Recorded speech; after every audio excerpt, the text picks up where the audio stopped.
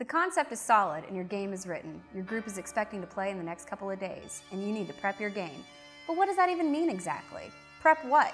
We're going to walk you through the basics coming right up.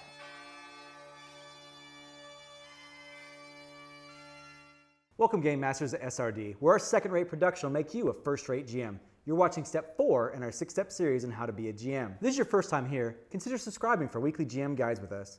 And if you haven't seen Step 3, writing, you can find it up there. So what is game prep, and why is it important? So game prep is that time before each session to prepare what you intend your players to be doing that session. I say intend because, as you're aware, players tend to do kind of their own thing, and they don't always go to what you plan. What you want to do is at least have the main focus of the session thought out enough so that you have enough content for your allotted game time. So today we are going to go over 5 different questions to ask yourself before each session. The first being, what is the goal of the session? What are you wanting the players to accomplish? Will they be beginning a new quest to slay rats in a cellar? Or will they be continuing their investigation into the cult of Nyarlathotep? Maybe you just found a really sweet picture of a dragon with a giant laser cannon on its back, and you just want to throw it at them for fun. Regardless of what goal you have in mind, having a general idea of where the session is supposed to head will help build the frame to keep the game on track. Once you've determined your goal, you want to figure out how that goal fits into where your players have last left off. That dragon with a laser cannon may sound like a really cool idea, but last session your players were in the middle of creating a peace treaty between 2 countries. How are you going to marry those 2 ideas together? You're going to need a really good reason to get a smooth transition to get from A treaty to B dragon. If it doesn't fit or if it seems like too much of a stretch, save that idea for another day. Another thing you want to think about is how this session fits into the overall story. If you're doing a series of one-shots that don't really have an overarching storyline, then this doesn't really apply. But if you are, then you should somehow sew some element of your main story into each session that you run. Yeah, so whether that's a letter from an NPC or a link to one of your players' backgrounds, something should resonate from the story to keep that into the game. It doesn't have to be obvious to the players at the time, and there's nothing better than that aha moment from several sessions back. And they're like, that's what that goblin was doing. Think about the style of your session that you're wanting to focus on. Are you wanting a combat-heavy dungeon crawl? Maybe a trap-heavy dungeon full of deadly puzzles? Perhaps political intrigue or a whodunit murder mystery? Whatever you decide is your main style, we definitely suggest adding at least a couple of the elements together. You're going to find some players have a difficulty doing anything for 4 hours, let alone the same thing over and over again. So you definitely want to make sure that you're mixing it up. Throw in some puzzles, throw in some traps, throw in some combat. Don't do 4 hours of combat. The final piece is, what materials are you going to need? Are you using minis? Do you need or want to make your props? Use map tiles or build 3D sets? Do you have pictures of NPCs that you're going to be using? Or are you going to just stay with a theater of the mind? All of these can be a great way to pull your players into your world, but they aren't necessarily needed. What you do need is any reference sheets, books, printouts, dice, the things that you absolutely need to have that will help you from stopping or hindering the flow of your game. After that, everything else is just icing on the cake. We all like to have 3D printed miniatures and awesome dice and those kinds of things, but what really you need to play for your game is these things. Make sure you have those. He and I are 2 very different people when it comes to game prep. I like to know every aspect and plan for every possible scenario. So one thing that we plan to get into later in later videos is discussing the illusion of choice that players have. And that even if a player chooses, you want them to go left, but they choose to go right, allowing them to go right, not telling them no, but then still having the same consequences and outcomes as if they would have gone left without them ever knowing that this is what would have happened if they would have gone left, so that they still feel that they have had that control over their characters and their choices and over the world and the game that they're playing, but still not derailing the game and what you had planned and whatever prep that you've put into it.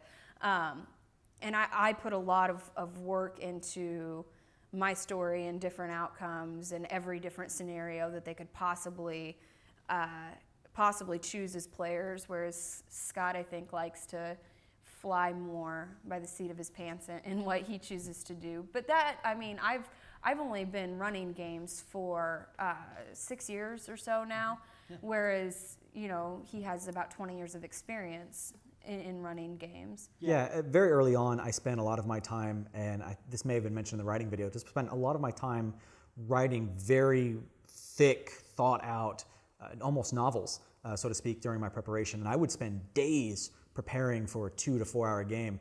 And I always found that it almost was the opposite. The more time that I spent preparing, the less that we were getting out of it as a session. The less that I prepared, the more that I focused on those key points, just those few things, the better the games were, because I wasn't really worried about railroading my players. Because I think when you spend so much time on something that you love, like I love this session that I've written, that you tend to guide them more in that direction versus just letting them play the game. I mean, probably the most game prep that I think I've ever put into anything wasn't necessarily a tabletop game. It had to have been our Titanic LARP at Gen Con. The LARP, I mean, it was for 50 people, so that's a huge undertaking anyway, but when they played out the LARP, it was a 4-hour LARP, and from the moment in the LARP where the Titanic hits the iceberg until the moment the LARP ended was the events that occurred in the LARP, kind of the time hacks in the LARP met with the time hacks of the actual sinking of the Titanic.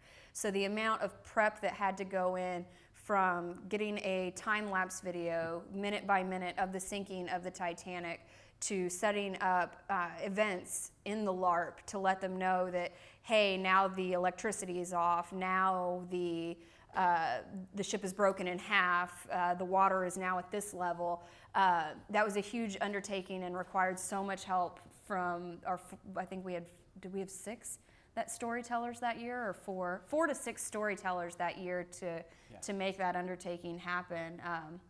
It was an enormous amount of game prep. I think we prepped on that game for at least a year. Yeah.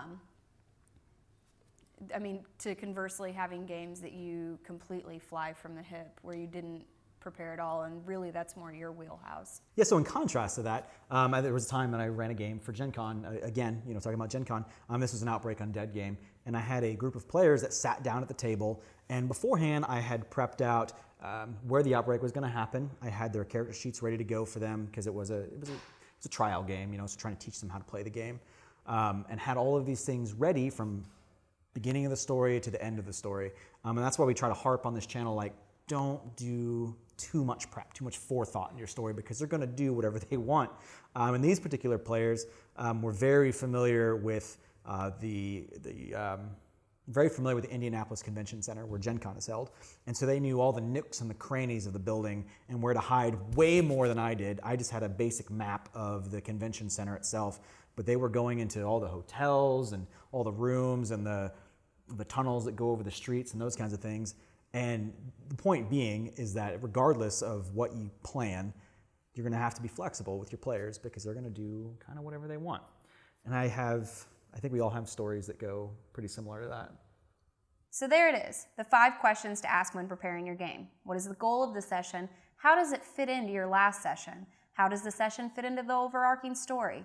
What is the main style? And what materials do you need? Focus on these 5 essentials will surely help make your prep time a little bit easier and a little more organized, regardless of whether you use an outline or detailed notes, but we will get into that in the future videos. For now, thanks for watching, and we'd love to have you come back next week for step 5, running your game. But before we go, we are a new channel, so your feedback would really be appreciated. Are you liking the videos so far? What does or doesn't work for you? Let us know down below in the underbits. And don't forget, there's a like and a share button down there. If you like this, share it with your friends. If you'd like to see more of us, subscribe. Have a good week.